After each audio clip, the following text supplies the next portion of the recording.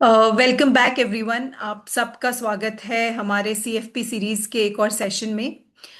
तो आज के सेशन में हम डिस्कस करेंगे तीन बहुत इंपॉर्टेंट एक्सेल के फंक्शंस जो हैं पीएमटी, एनपर और रेट। मेरा नाम है दीपिका कफल्टिया। मैं एक सर्टिफाइड फाइनेंशियल प्लानर यानी सीएफपी हूँ, एक चार्टर्ड वेल्थ मैनेजर सीडब्ल्यूएम, और मैं एक सेबी के साथ एम्पैनल्ड सिक्योरिटीज मार्केट ट्रेनर भी हूँ। तो चलिए आगे बढ़ते हैं। सबसे पहले हम इन फंक्शंस के बारे में क्यों पढ़ रहे हैं।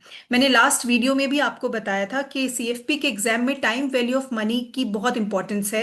बहुत सारे न्यूमेरिकल्स आते हैं टाइम वैल्यू ऑफ मनी पे बेस्ड। तो उन न्यूमेरिकल्स में जब हम गोल प्लानिंग करते हैं, रिटायरमेंट के लिए, इन्वेस्टमेंट के लिए, हम लोन के ईएमआईज के कैलकुलेशंस करते हैं, तो वहां पर ये तीनों फंक्शंस हमारे लिए बहुत इंपॉर्टेंट है। टाइम वैल्यू ऑफ मनी के बारे में भी हम पिछले वीडियो में बात कर चुके हैं, तो मैं आज बहुत ज़्यादा बात उसके बारे में नहीं करूंगी। टाइम वैल्यू ऑफ मनी का मतलब है कि आज जो हमारे पास पैसा है वो फ्यूचर में आने वाले पैसे से ज़्यादा इंपॉर्टेंट है, क्योंकि उस पे हम रिटर्न्स अर्न कर सकते हैं। उससे हम हमारी उसकी परचेजिंग पावर फ्यूचर में आने वाले पैसे से ज़्यादा है। अब आते हैं फंक्शंस पे। पीएमटी फंक्शन जो हमारा पहला फंक्शन है, सबसे पहले इसकी फुल फॉर्म क्या है। पीएमटी का मतलब होता है पेमेंट।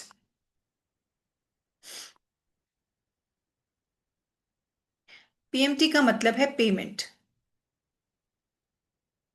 किस तरीके की payment? Regular payment. Regular payment यानी जो कांस्टेंट फ्रीक्वेंसी पे हो रही है, जैसे कि per month, per year, right, पर क्वार्टर, प्लस उसका। सो रेगुलर पेमेंट हो रही है प्लस अमाउंट भी कांस्टेंट है। Amount is also constant. तो अगर मैं आपको पीएमटी का एग्जाम्पल बताऊं तो क्या होगा। फॉर एग्जाम्पल, 1000 रुपीज की एसआईपी पर मंथ, यानी कि आप सेम अमाउंट पे कर रहे हैं हर महीना। 2000 रुपीज का बिल एवरी ईयर। आप हर साल में इक्वल फ्रीक्वेंसी में पे कर रहे हैं और इक्वल अमाउंट पे कर रहे हैं। अब इसका कैलकुलेशन कैसे होगा ये हम समझेंगे एक्सेल में जाकर के।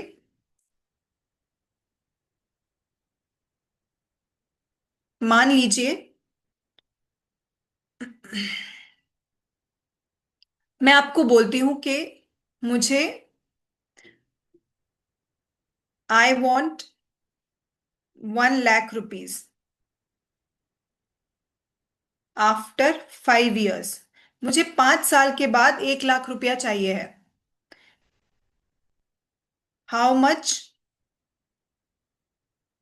Should I invest every year? मैं हर साल कितना रुपया इन्वेस्ट करूं at the rate of 10% per annum.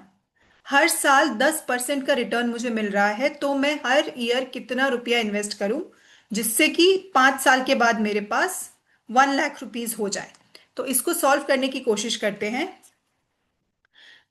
मैंने पिछली बार पीवी और एफवी के फंक्शंस के बारे में आपको बताया था। जिन लोगों ने, जो लोग अगर यही वीडियो देख रहे हैं तो वो पीछे जा करके हमारा टाइम वैल्यू ऑफ मनी वाला वीडियो देख सकते हैं। वहां पर पीवी क्या होता है और एफवी क्या होता है वो समझ में आएगा। तो यहाँ पर जो फ्यूचर वैल्यू है जो मुझे 5 साल बाद मिलने वाली है वो कितनी है? 1 लाख, राइट। मेरे को कितना रेट मिलने वाला है? रेट ऑफ रिटर्न कितना है मेरा? रेट ऑफ रिटर्न है 10% पर एनम। और क्या दिया हुआ है मुझे? मेरे पास कितने नंबर ऑफ इयर्स हैं। एन पर के बारे में भी हमने बात किया था पिछली क्लास में कि कितने नंबर ऑफ पीरियड्स या कितने नंबर ऑफ, इस क्वेश्चन के लिए नंबर ऑफ इयर्स 5। अब मुझे पता क्या करना है, मुझे जानना क्या है? मुझे जानना है कि कितना इन्वेस्टमेंट किया जाए हर महीना, हर साल। तो मुझे जाननी है पेमेंट, पीएमटी। जब भी हम फंक्शन शुरू करते हैं, मैंने बताया था इज इक्वल टू से शुरू करते हैं। इज इक्वल टू, हम फंक्शन रखेंगे पीएमटी। पीएमटी लिखा, देखो आप एक लिस्ट आ गई है जिसमें सबसे ऊपर पीएमटी लिखा हुआ है। आप टैब दबाओगे, उसके बाद एफएक्स में जाएंगे, तो ये विंडो एक ओपन होके आ गई है। इसमें पूछ रहा है कि आपका रेट ऑफ रिटर्न क्या है। मेरा रेट ऑफ रिटर्न है 10%। 5 साल बाद मुझे फ्यूचर वैल्यू चाहिए 1 लाख रुपीज। क्या मेरी कोई प्रेजेंट वैल्यू है, अभी कोई पैसा है जो मैं इन्वेस्ट कर रही हूं? नहीं, मुझे फ्यूचर वैल्यू चाहिए। फ्यूचर वैल्यू कितनी? 1 लाख। ये फ्यूचर में मेरे पॉकेट में आएगी। तो हमने पिछले सेशन में बात किया था कि पॉकेट में जो पैसा आता है उसको हम पॉजिटिव रहने देते हैं, और पॉकेट से जो पैसा जाता है उसको हम माइनस कर देते हैं। तो यहां पर हम 1 लाख को प्लस में लिखेंगे। फिर एक चीज आती है टाइप। टाइप के बारे में हम बात करेंगे बाद में। ठीक है, अभी हम पहले देखते हैं कि हमारे पास कितना अमाउंट आया। ओके। सो ओके करके आपको क्या पता चला? अगर आप 16,379 रुपीज की इन्वेस्टमेंट करोगे एवरी ईयर, तो आपको 5 साल के बाद 1 लाख रुपया मिल जाएगा। अब इसमें आगे बढ़ने से पहले मैं आपको टाइप भी बताती हूँ।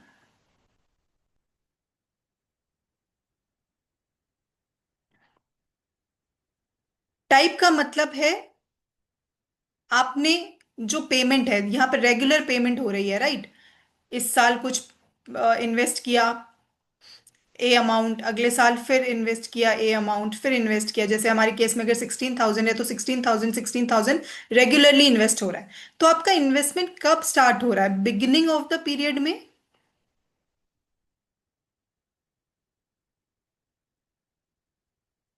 या फिर एंड ऑफ द पीरियड में? बिगिनिंग ऑफ द पीरियड और एंड ऑफ द पीरियड का मतलब क्या है? फॉर एग्जाम्पल लेट्स से मैंने लोन लिया, तो मेरे लोन के केस में आज मुझे लोन मिल गया, और मेरी ईएमआई लेट्स से स्टार्ट हो रही है नेक्स्ट महीने से, राइट? सो फर्स्ट इंस्टॉलमेंट कब जाएगी? Next month. फिर हर मंथ मेरी इंस्टॉलमेंट जाती रहेगी, और लास्ट इंस्टॉलमेंट कब जाएगी? लास्ट मंथ में, राइट? लास्ट मंथ के लास्ट में। दूसरा एग्जांपल लीजिए, मैंने एसआईपी करी।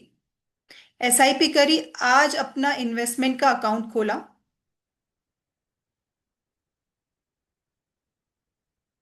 तो सबसे पहली इंस्टॉलमेंट मैं आज ही पे करूंगी, फर्स्ट इंस्टॉलमेंट।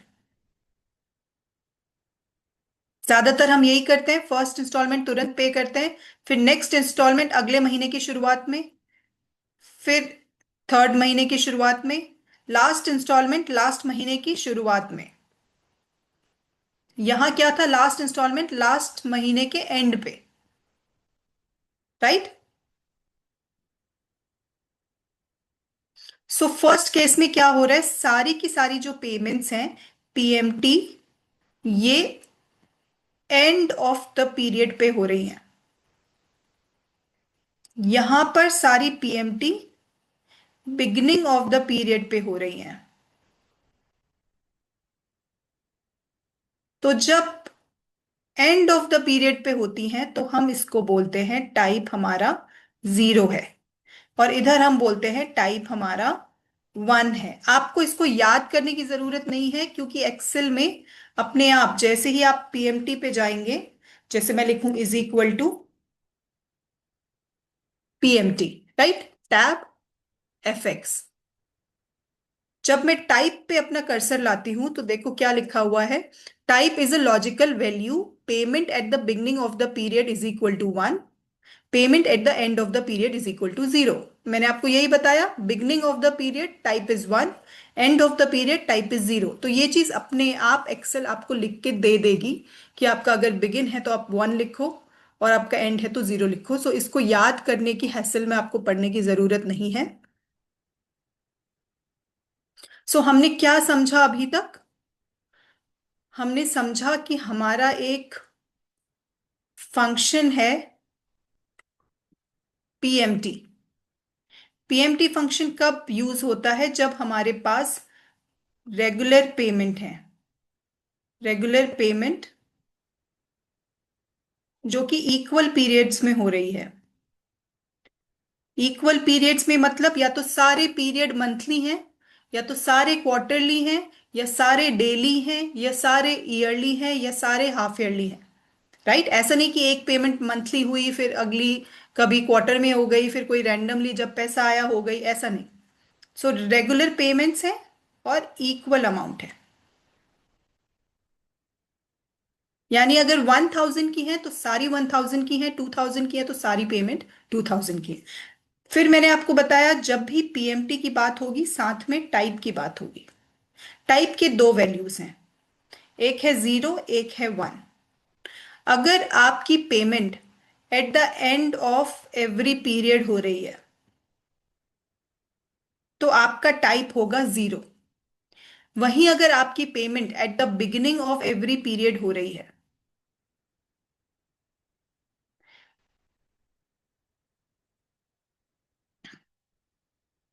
तो आपका टाइप होगा 1।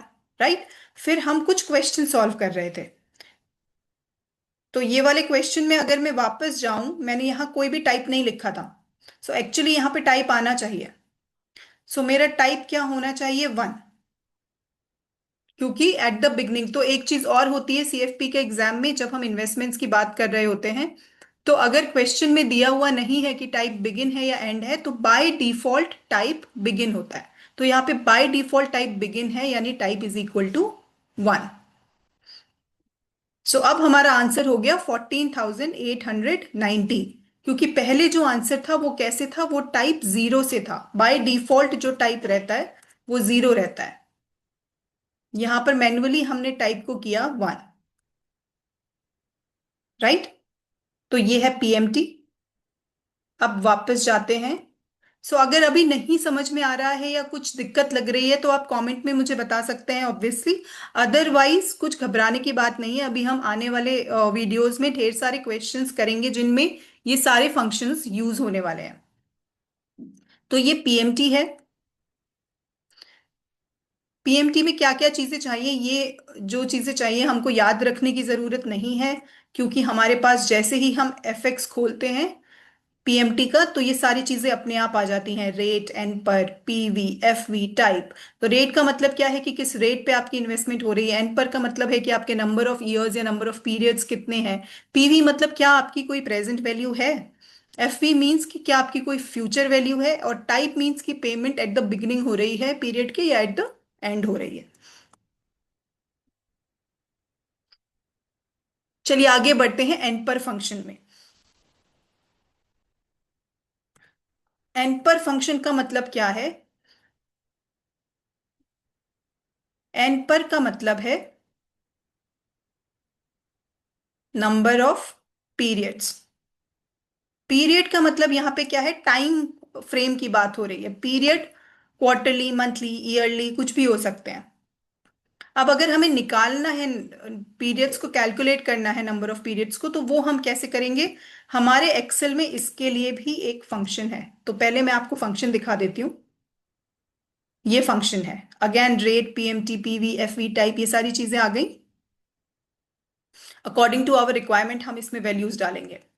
तो एक क्वेश्चन से इसको शुरू करते हैं।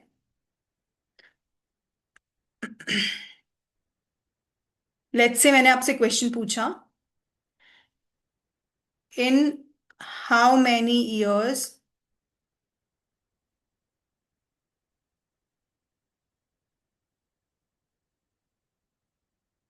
माई money will double if I invest 3 lakh rupees at 9% per annum. Right? सो मैंने आपको बोला कि मैं 3 लाख रुपीज आज इन्वेस्ट कर रही हूं। आप मुझे बताओ कि कितने साल के बाद ये 9% हो जाएगा। कितने साल के बाद? तो मुझसे यहाँ पे क्या पूछा जा रहा है? साल पूछा जा रहा है, पीरियड पूछा जा रहा है।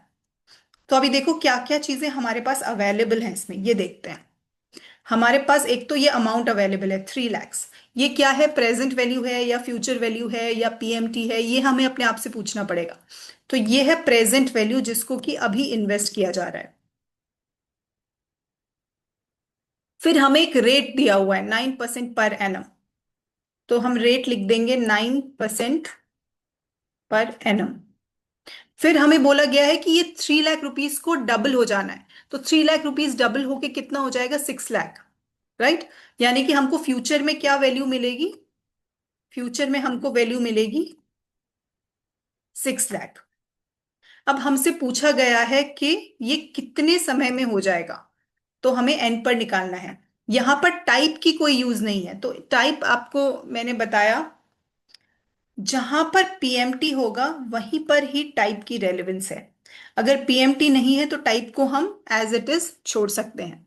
सो एन पर निकालने की कोशिश करते हैं, चलिए। इज इक्वल टू एन पर टैब एफ एक्स। अब मैं जाके अपनी सारी वैल्यूज लिख देती हूँ। रेट कितना है, 9%। पीएमटी, यहां पर कोई भी रेगुलर पेमेंट नहीं हो रही है, सो पीएमटी की जरूरत नहीं है। पीवी, पीवी क्या है, मेरे पॉकेट से पैसा बाहर जा रहा है। तो कितना जा रहा है बाहर, -3 लाख। आई होप आप समझ गए होंगे कि मैंने माइनस क्यों लगाया। एफ वी, एफ वी क्या है, जो मुझे कुछ साल के बाद पैसा वापस मिलेगा अपने पॉकेट में, यानी कि कैश इनफ्लो, यानी कि इसका साइन एज इट इज रहेगा। टाइप की जरूरत नहीं है क्योंकि पीएमटी नहीं है हमारे पास। तो अब हमारे पास आंसर आ गया कि 8.04 या 8 ईयर्स के बाद जो है 6 लाख, 3 लाख रुपया डबल होके 6 लाख बन जाएगा, अगर आपने 9% पे उसको इन्वेस्ट किया है।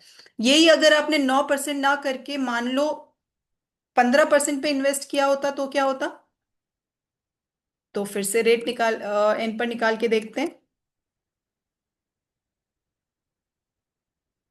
अगर मैंने 15% पे, 15% पे -3 लाख, यानी 3 लाख रुपीस को इन्वेस्ट किया है और मुझे मिलना है 6 लाख रुपए, तो ये कितने टाइम पे हो जाना चाहिए, 15% के रेट से, 15% की दर से।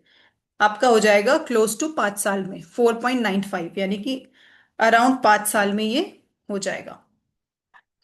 अब चलिए बढ़ते हैं अगले फंक्शन की तरफ। साइन कन्वेंशन की हम बात कर चुके हैं कि कैश आउटफ्लो जब हमारी जेब से बाहर जाएगा तो साइन नेगेटिव, जब हमारी जेब में वापस आएगा तो साइन पॉजिटिव। सो हम तीनों फंक्शंस के बारे में आज बात कर चुके हैं। हमने बात की पीएमटी के बारे में जो कि पीरियोडिक पेमेंट है, हमने बात करी एनपर के बारे में जो कि नंबर ऑफ पीरियड्स है, और हमने बात करी रेट के बारे में जो कि इंटरेस्ट रेट है। आगे आने वाले सेशन में हम एनपीवी के बारे में बात करेंगे और आईआरआर के बारे में बात करेंगे। ये दोनों भी बहुत ही इंपॉर्टेंट फंक्शंस हैं, स्पेशली जो सीएफपी का लास्ट एग्जाम होता है उसमें एनपीवी आईआरआर की बहुत बहुत इंपॉर्टेंस है। इसके अलावा मॉड्यूल 1 में भी इसकी बहुत इंपॉर्टेंस है। तो अगर आपको अच्छा लगा वीडियो और आप चाहते हैं कि ये सीरीज को हम कंटिन्यू रखें तो लाइक कमेंट सब्सक्राइब करें। मिलते हैं नेक्स्ट वीडियो में। Thank you so much.